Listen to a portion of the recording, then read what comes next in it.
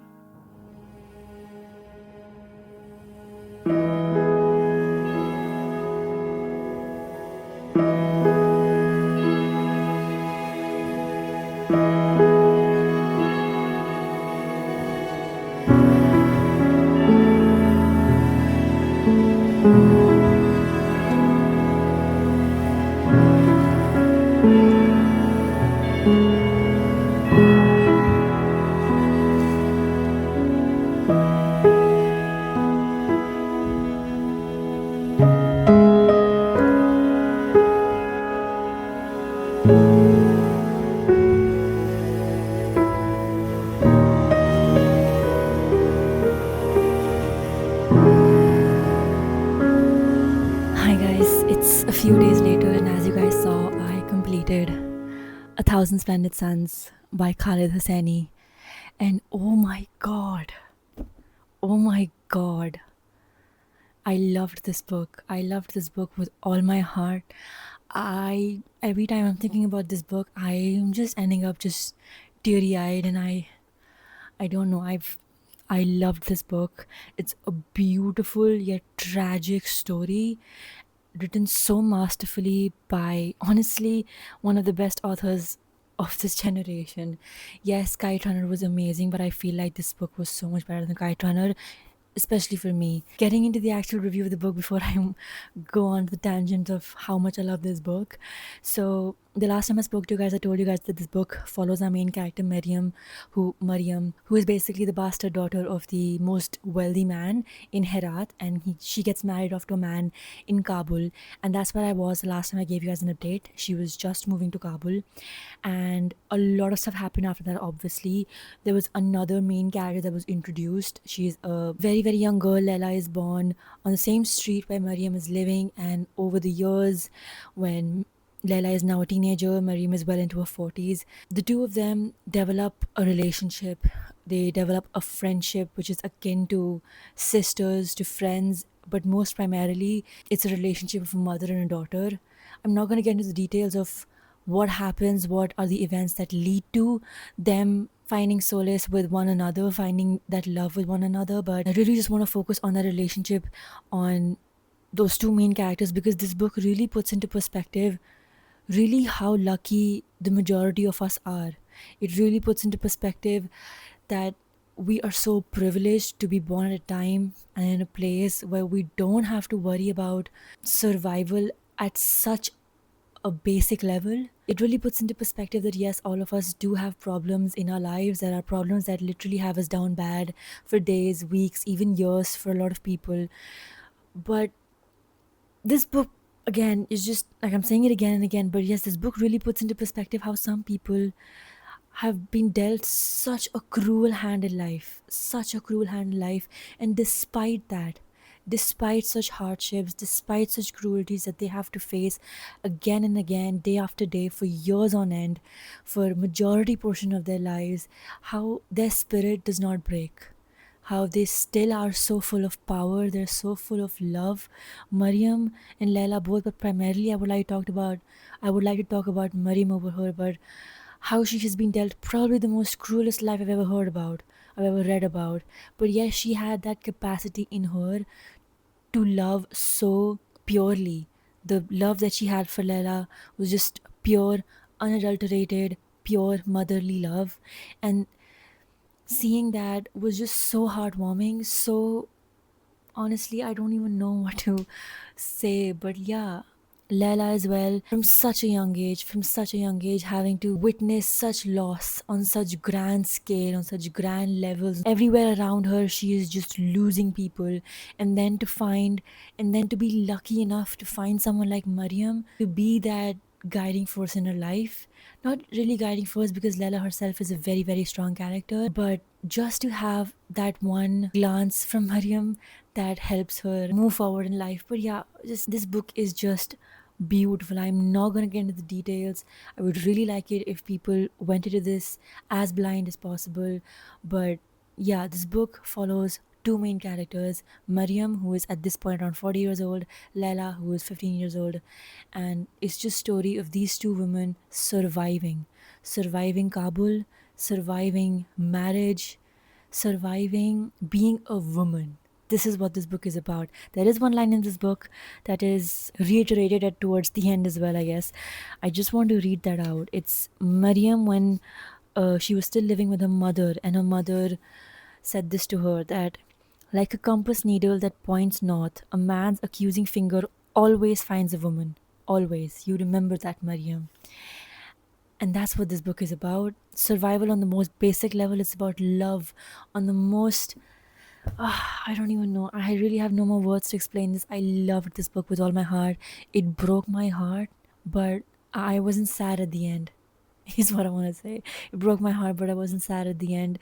Yes, there was a lot of loss. This book is, it screams of loss. It screams of death. It does. I think I did cry during this book, but I only cried because I realized it really put into perspective for me that you are so lucky, because some people have such hardships in life, like they've such cruel lives day after day. It's unimaginable how these people continue to have that hope in them that they can love someone so much. I think just saying same thing again and again. But yeah, this book was the best thing I've ever written, the best thing I've ever read. The Kite Runner was also 5-star rate for me, but I think because the main character in The Kite Runner was of a very unclear moral ground, there were parts in this book, there were parts in those books that had me thinking, do I really love this book? Or is it a normal read? But at the end, because of Hassan as a character, I ended up adoring that book. In this, however, both our main characters, I have loved them since page 1 till page whatever 400 it was. I have loved them in every single page, in every single chapter. I've loved them, adored them completely. Also, I think maybe because I'm a woman and this book is more woman's perspective as compared to Kite Runner, where we were following two male main characters. Maybe that's another reason. A Thousand Splendid Suns really takes it from me, and I just enjoyed it so much. And I'm gonna stop talking about it now, 'cause otherwise this video is going to be really long. But yeah, next up I picked up, as you guys saw, White Nights by I'm gonna try Fyodor Dostoevsky. He's the author of Crime and Punishment, and this is a very, very short book. It's a love story, and I'm not that much into it as of now. I'm, I think, 20 or 30 pages into it, and we're following a male main character who is basically a loner. There's no other way of putting it. A loner but a dreamer. That is what he describes himself to being. He has been living in Petersburg for quite some time now, but he does not have any friends. He doesn't talk to anyone, but still he feels at home at Petersburg. He feels like he knows everyone. He feels like he knows everything. And I think there's some kind of festival or something where people leave Petersburg to some other place. I don't know. I'm not that far into the book, but with the fact that people are leaving for that particular event, my main character feels remorse. He feels not remorse, but he feels not good. He feels like he's being left behind, because that's how well he knows Petersburg. He might not know people, he might not be talking to people, but he knows people. And one day he comes across a woman who's crying and gets attacked by a man, and he saves her. And they get into a conversation, and he tells her that I am not good with women. I don't talk to women. When I do talk to women, they literally just drive me away.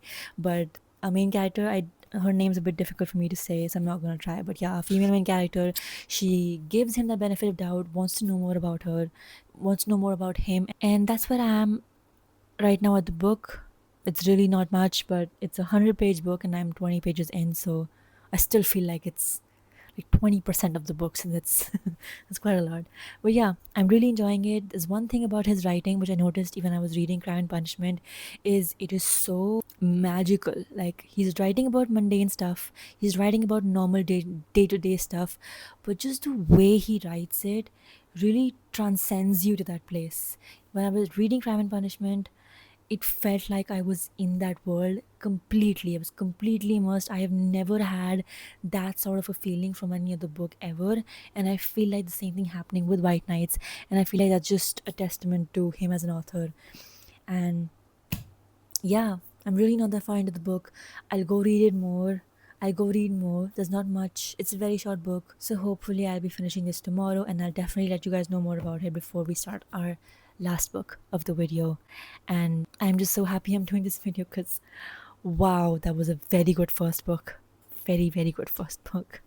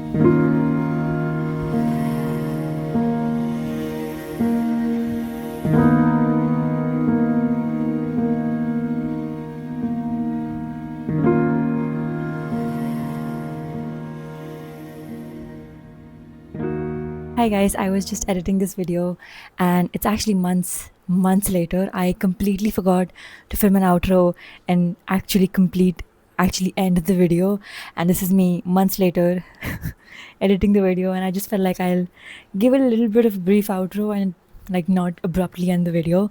So like you guys saw, I was reading two books.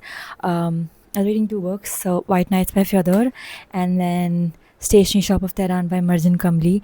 And the reason why there was such an abrupt switch between the two books, like me reading the two books, because I didn't like this book. And it makes me very, very sad that I'm one of those 1% of people who didn't like this book or didn't enjoy the book. And that's why I kind of like abruptly switched between the two, because I just felt really sad about it, and I don't know, I feel really sad about it. I wanted to enjoy it a lot like other people, and I have read Crime and Punishment before as well. Really loved the book. I really loved his writing style in that as well.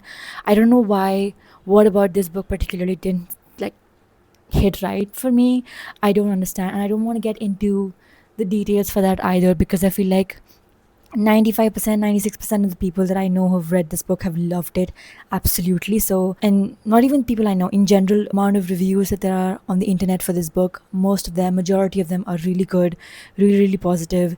And I just don't want to be here spreading negative reviews for something that is so clearly loved by everyone, since it's clearly a me problem, not the book's problem.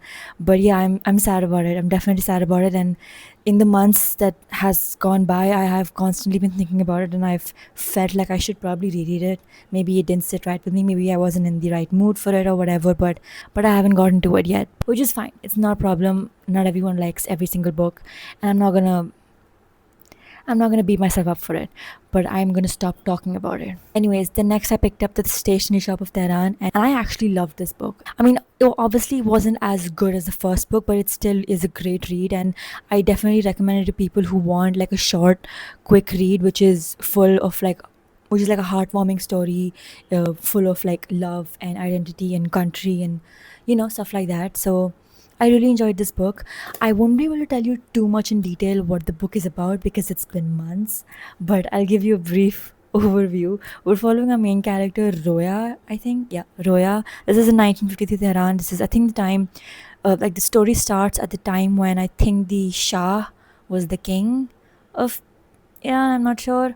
She's a young girl who's getting an education, and she loves visiting this stationery shop that's run by an old man, and his name is Mr. Fakhri. And in the bookstore, there's a boy who sort of helps him out. He works there, and his name is Bahman. And obviously, Roya and Bahman sort of get that spark ignited among themselves. It's basically their love story, but that's not like the main focus of the book. We're also following the entire country in general, like what was the country like, what was the society like at that time. I mean, girls and women, they were wearing skirts, like not short skirts, but like normal skirts.